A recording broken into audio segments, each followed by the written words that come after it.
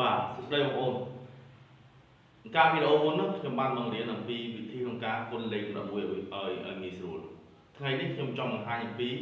របៀបមើលលេខណាមួយដែលអាចចែកដាច់11តោះរីករាយទស្សនាទាំងអស់គ្នាអូខេរបៀប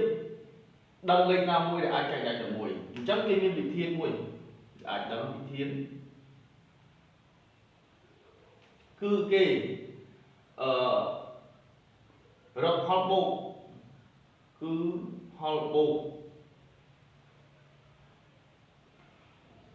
តួគូដកនឹង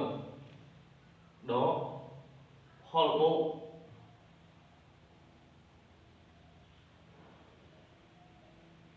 តួសេស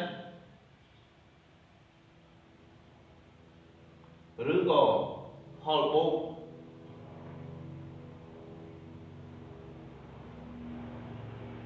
តួសេស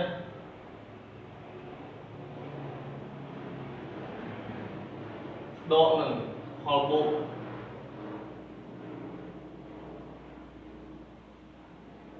តួគូ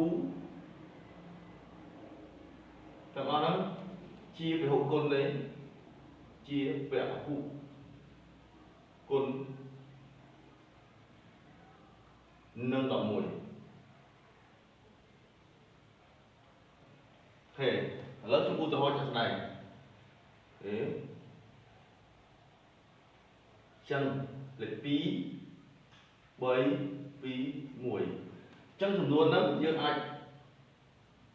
ចែកដាច់ក្នុង11ដោយសារតែយើងយកទៅយើងផលបូកតួគូយើងបងលេខ1 2 3 4បងលេខមកចឹងយើងអត់សេះមានន័យថា2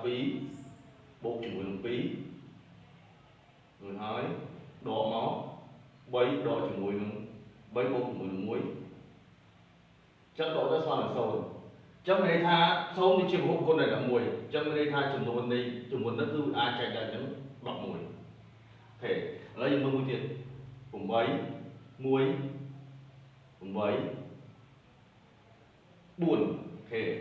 យើងបងលេខមក1 2 3 4យើងមក3 4អូខេបងលេខ1 2 4ហ្នឹងចឹងយើងយក8បូកនឹង8អស់ហ្នឹងដកបតាយ1បូកជាមួយនឹង4ស្មើនឹង11អញ្ចឹង11ចែកដាច់11មានន័យថាចំនួននេះចំនួន84នេះអាចចែកដាច់11អូខេឥឡូវយើងមើលទៀតជាមួយទៅទៀត9ហ្នឹងទៅ1 9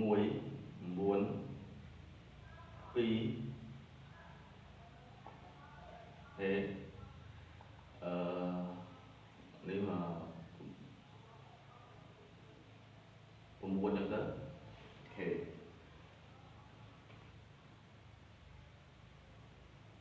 េះមក1 7 0 0 7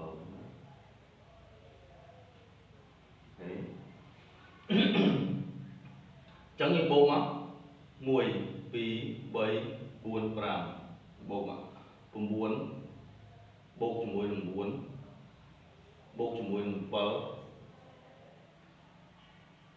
តមកដកជាមួយនឹង1បូកនឹង2ចឹងវាស្មើជាមួយនឹងនេះចេញមក29 25 25 25ដក3ស្មើ22អញ្ចឹង22ចែកដាច់11អញ្ចឹងមានន័យថាចំនួននេះអាចចែកដាច់11ឃើញបងប្អូនអាចតេស្តមើលថាចំនួននឹងអាចចែកដាច់11អត់បងប្អូនអាចយកកាសូលចែកមើលបាទសូមអរគុណ